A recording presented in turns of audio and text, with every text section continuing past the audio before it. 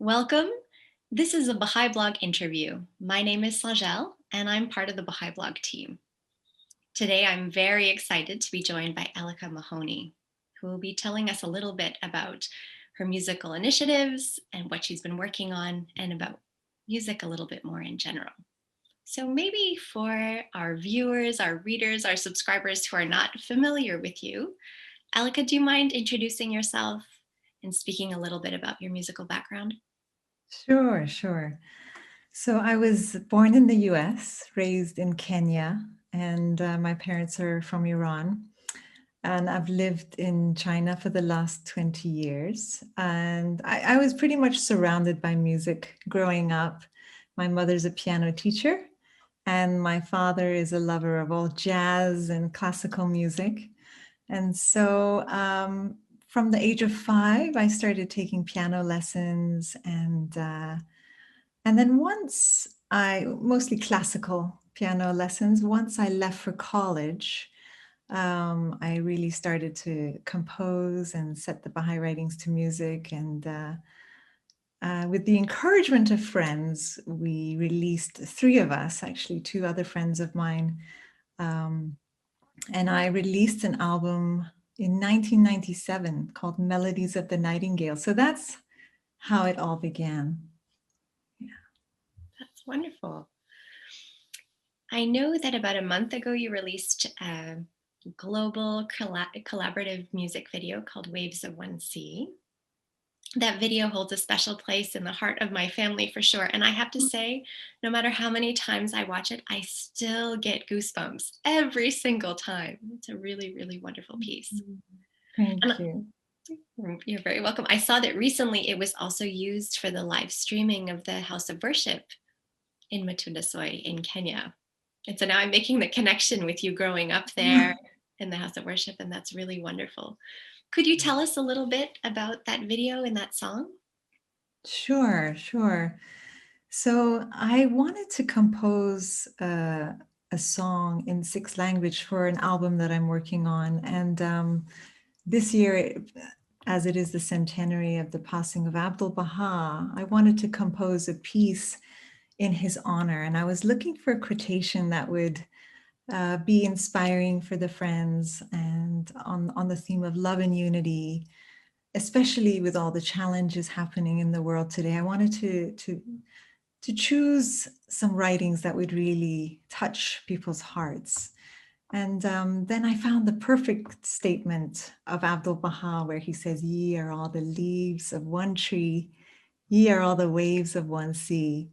And that is for the chorus of the song. And then the verse is one of my favorite quotes from Abdul Baha, where he says, "Let your heart burn with loving kindness for all who may cross your path." So I had the vision of inviting other singers to record in their native languages on the song, to make it multilingual and to represent unity and diversity. So we have English and Swahili, because I grew up in Kenya, so that's very dear to my heart. And then Spanish, Chinese, of course, because I live in China, Italian and French, and I studied a little French. So, and then I also wanted to incorporate some ethnic instrumentation. So in each of the verses, we tried to incorporate, for example, in the Chinese, we have native ethnic instruments like the guzheng, which is a long instrument, and the erhu.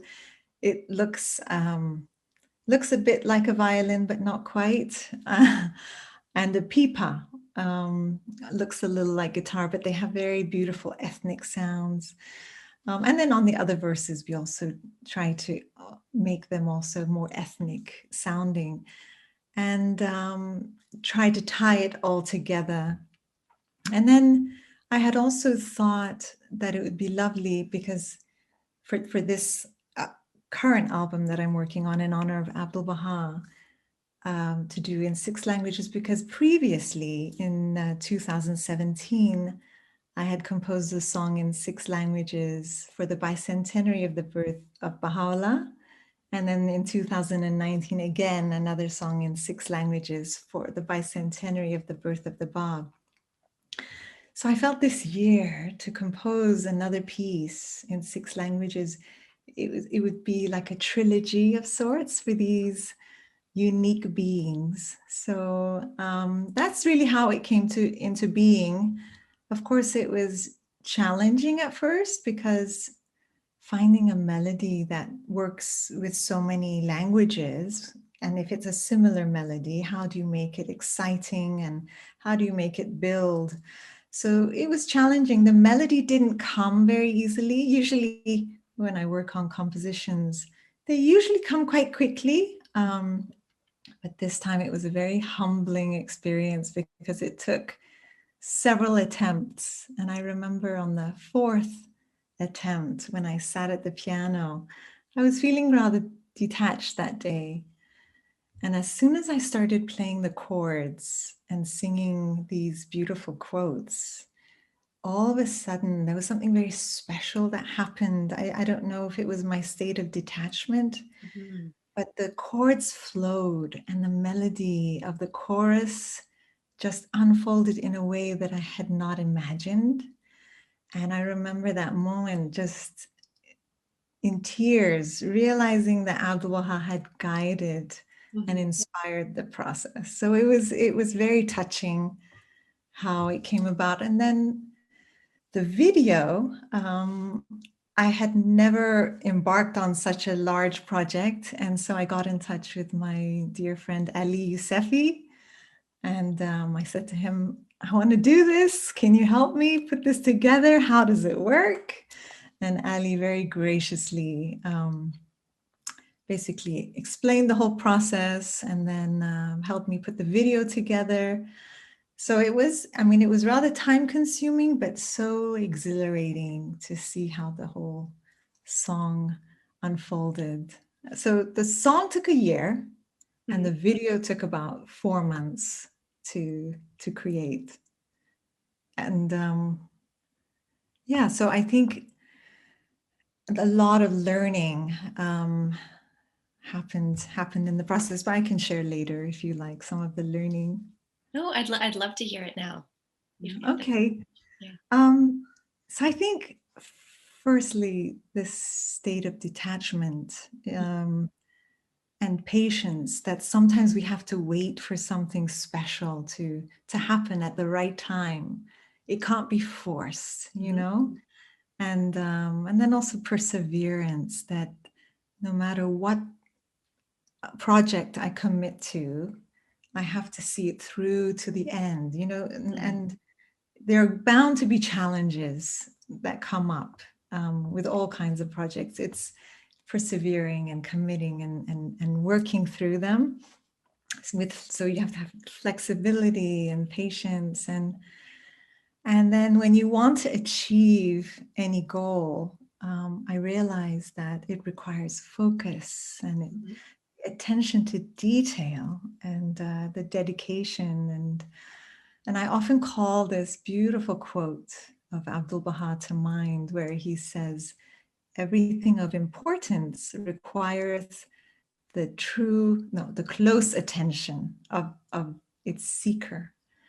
So this quote often inspires me when I hit a roadblock to just realize that no, you know, it takes a lot of effort and dedication to create something wonderful, hopefully, you know. So those are just a few thoughts. Well, I know that on the other side of things, when you watch it, you just see a video of several minutes and you enjoy it.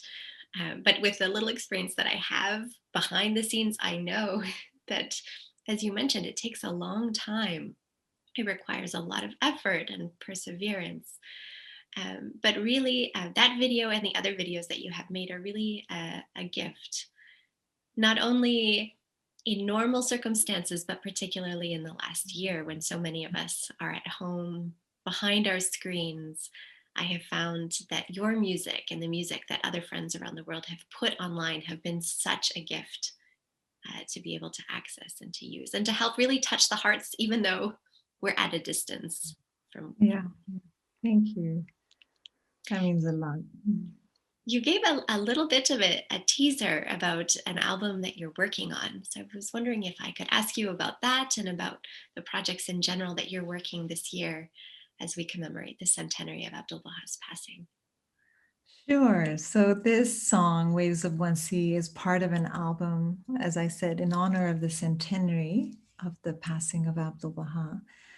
And a few months ago, I asked my patrons and friends on my music mailing list, I gave them three options for a title, and they voted and they chose the title, The Divine Mystery. So I wanted a title that would really remind us of the beauty and the mystery of Abdul Baha.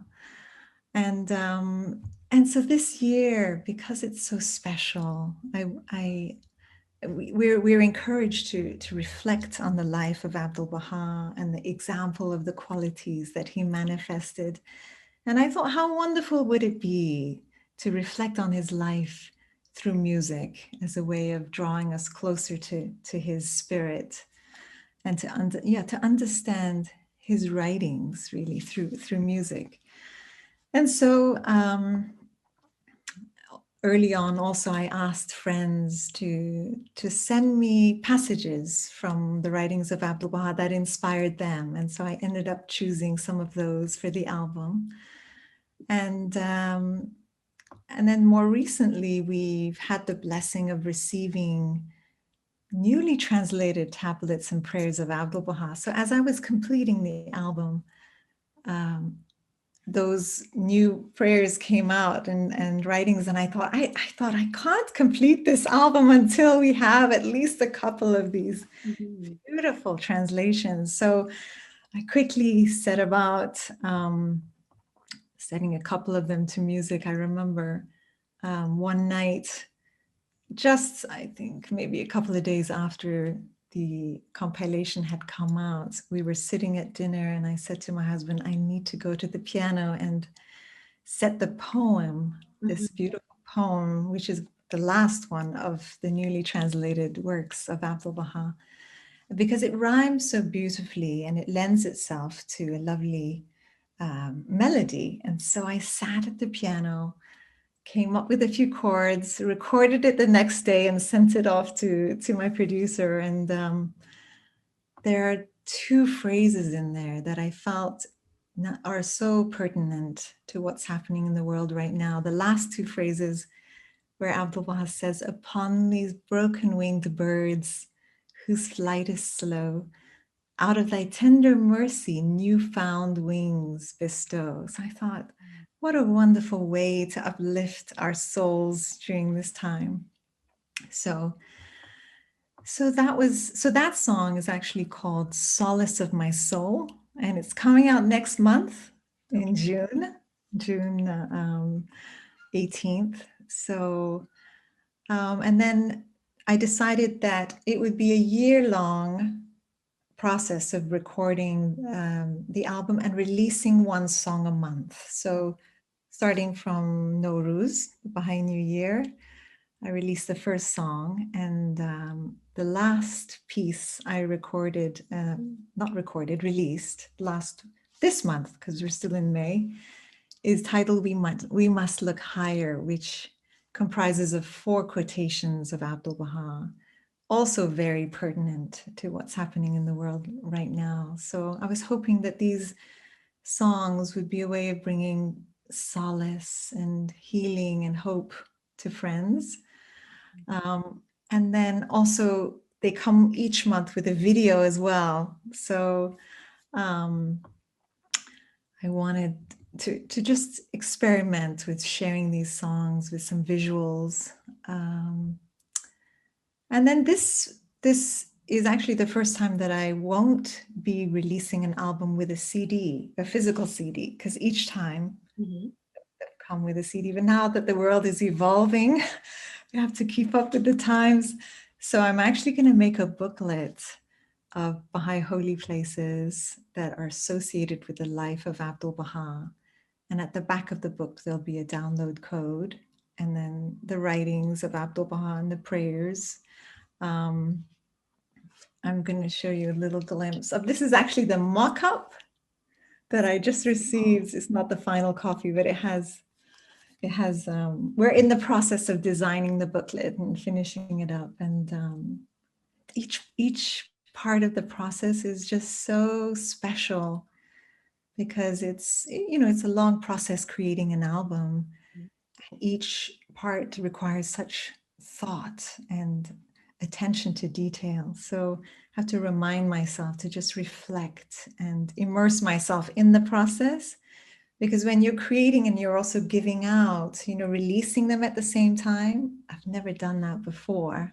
I've always released it as a complete album. So it's almost like you're giving birth every month to a new creation. And you're also finishing the album. So it's been quite an intense process to complete. But Abdul Baha talks about service, and so it's been a wonderful year of service in creating the album. So from the fall, I'll be, or maybe a little earlier, I'll be doing a little pre-order for the album to release it well in advance of November, when the centenary of the passing of Abdul Baha occurs. That's really wonderful and exciting. As someone on the other end, I really look forward to listening to the songs as they are released. Thank you. I was wondering if you would like to share any thoughts on the power of music in general. You mentioned your upbringing in a family of musicians and music lovers. And what is it about music that really unlocks the heart? That's a great question. And I think about it often. There's such a power with sacred music, with the writings set to music. And I often reflect on this beautiful quote from Baha'u'llah, where he says, music is a ladder for the soul. And I often reflect on walking up those steps when you're listening to music and how it elevates our noble self. It brings out our higher qualities. And so there's a special potency, I think, especially when the word of God, as I said, is paired with music. And one of the reasons I wanted to make these videos is to add that visual element, because the visual and the auditory combined with the word of God is just light upon light. When you touch more than one sense, and the soul seems to respond in a very different way. And so it's a mystery. It really is a mystery of how these vibrations with these inspiring words of God, with these melodies, evoke something very unique within us. And I've heard from a few friends, when they listen to some of the pieces, they say that they're able to see or hear the words in a new light. And so that's fascinating to me. And I've experienced it when I sing at the piano daily. I have my daily devotions at the piano. And when I sing the words, as opposed to saying them, it's almost like there's a vibration that occurs within. I can't describe what happens within my own body, but it's like something is awakened. The spirit is in full motion. And it's a very moving process, very inspiring process. Yeah. I think, it awakens something unique to us as humans, and yet is so universal. The songs that you have released in multiple languages, it's just incredible how it touches your heart. You know what's being sung because you've heard it in English, if English is your main language, but still to hear it in other sounds, it still penetrates so deeply. Exactly. I was wondering if you had any words of encouragement for someone who was just maybe embarking on a musical journey. Perhaps they don't have a lot of experience, or maybe they're very musical but have never put the writings to music. I was wondering if you might have any thoughts of encouragement that you would offer to them. Sure. Sure. I think it takes time to learn an instrument and to become really skilled at it. I would say it's important to be patient with oneself with beginning any new endeavor, but especially an instrument, because it takes dedication and diligence to become really fluent in playing an instrument. And it requires practice. I think the key, I would say, is to practice, because it's not something that will just happen one day. It requires, it's a process that develops. And so I would say set aside time to practice and make it a priority if that's something that you really want to become very, very good at. And there are also different apps that you can use. I forget some of their names, but there's one I've used to play the guitar, where it gives you 5 minutes a day to play.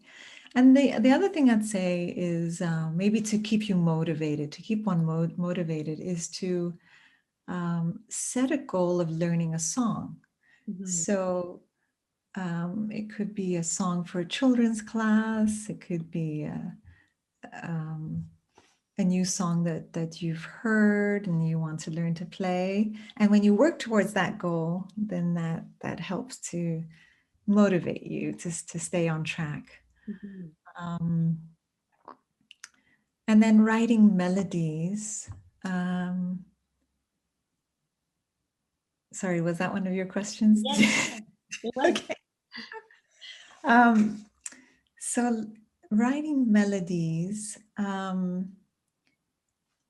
it's something that you have, I think the process of letting go and Mhm. being self-conscious, when you're self-conscious, it's almost like you're blocking that creative flow that comes through us.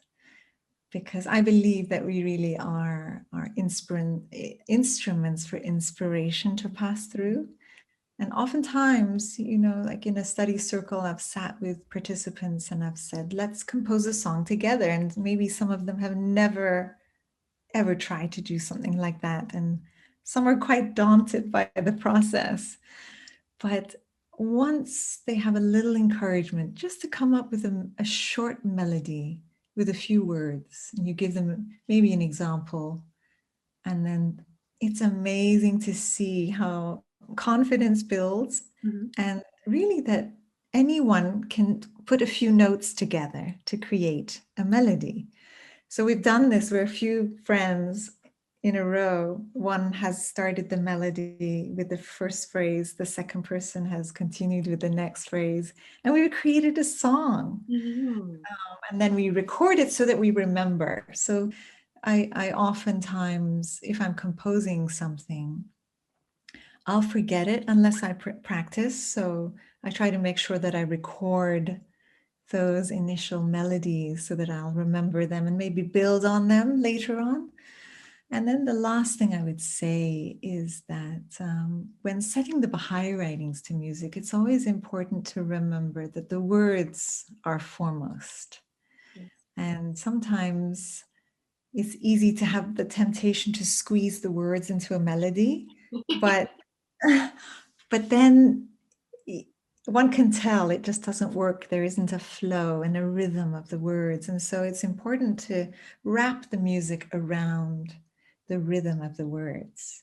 So the words come first, and then you just try different melodies that work and see what feels. I guess it's also an exercise in intuition, Mhm. see what feels right. And that takes time, because initially maybe one might not feel so confident if it's the first time one is doing that. But then as time passes and you again, practice and try new things and feel confident and being prayerful about it. Maybe reciting the words and seeing where the rhythm lies in the words. So those are just a few thoughts that came to mind. That's really wonderful. Thank you. Before I let you go, I just want to make sure, is there anything I haven't asked or anything you would like to add? I know that we'll put the links to your website and to the things that we've talked about in the description of the video, but I just wanted to make sure that we have covered everything. I think we covered everything. The one thing that I forgot to mention about Waves of One Sea is that because these writings are for everyone to enjoy, and so one beautiful aspect of the project was I invited my neighbors and some friends who came across these words for the first time. And my high school classmate is on the video, and my neighbor is also singing on the video. And I was just so touched to see how really we are one family, that no matter what our beliefs or backgrounds, that with this song, we all came together as one, as in a united way. So that also was very moving for me to witness. Yes, because that would be a manifestation of the words themselves. Exactly. Special. Well, thank you so much, Elika. I'm so grateful to you for your time, for your wisdom, for your experiences, and mostly for the music that you give the world. Thank you. My pleasure. Thank you for inviting me. It was my pleasure.